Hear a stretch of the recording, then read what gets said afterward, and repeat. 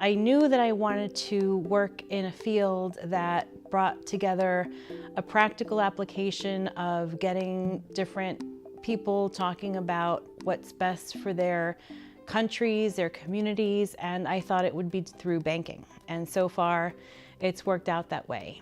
I got interested in conflict resolution very young in life as a child. My parents emigrated to the United States from different countries in South America, where they witnessed firsthand how fragile democracies could be. And I grew up always hearing about the importance of being able to exercise my political freedom, my artistic freedom, and really growing up in a meritocracy. And so I wanted to kind of make sure that I could do my part in helping communities also come up to those standards. And so, people ask me, well, why banking? And so I thought that by getting countries to open up their economies, it would also bring in another focus on political freedoms and accountability. And so I've been lucky enough to be able to witness that over the last 30 years in most of Latin America. And so my travels through business and my travels through childhood have exposed me to a lot of different cultures all over the world. And I think that that comes to bear when I think about conflict resolution, because the underpinning of being able to resolve or even manage a conflict is understanding different viewpoints that we all bring to the negotiation table. And so that helps me in my day-to-day interactions with my colleagues, with my clients, with people that I depend on to get a job done.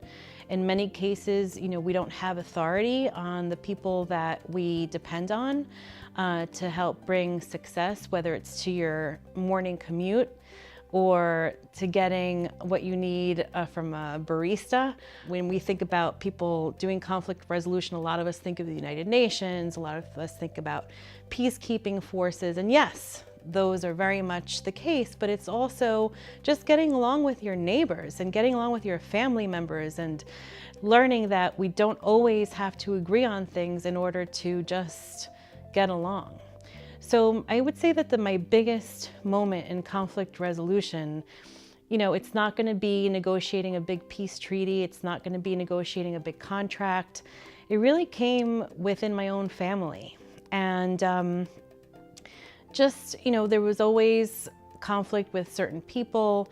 And I think that that's dissipated over time, not because I've been able to persuade someone to come around to my beliefs or my way of thinking, but just by accepting that some conflicts are not resolvable. And so you just have to manage through them and be at peace with doing just everything you can to hear the other person out. And so my biggest moment really came within my own family.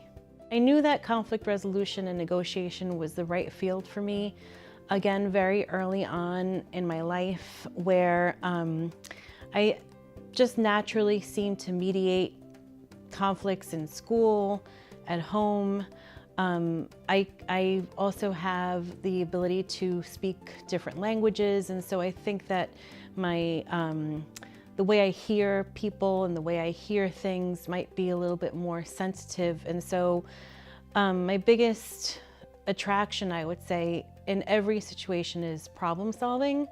And so I just knew that this would be the right thing for me. I wanted to get into diplomacy, and I realized that really my strength is doing what I do now, which is what I've been doing for the last 30 years, which is in the field of banking. And being able to exercise the tools that I have, that I learned through formally studying the field of negotiation and conflict resolution, and applying those in my everyday life. And also for those friends and colleagues who want to learn more, also sharing what I've learned with them and just seeing how that pays dividends, pun intended. I can't imagine a career that would fit me better than using all of the tools I've learned in conflict resolution and applying them to my everyday life.